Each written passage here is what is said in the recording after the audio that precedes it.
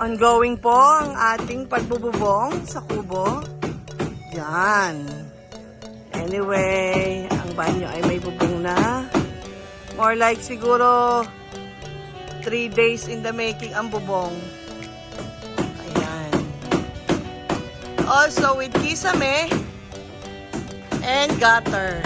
And again, after po mabubungan, saka pa lang tayo magkakaroon ng o mag-i-install ng jalousie, tapos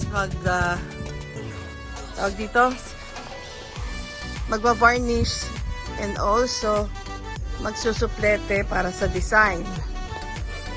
And all that. Ayan po. Kaway-kaway daw naman ang mga dyan. Gerwin, kaway. Alright.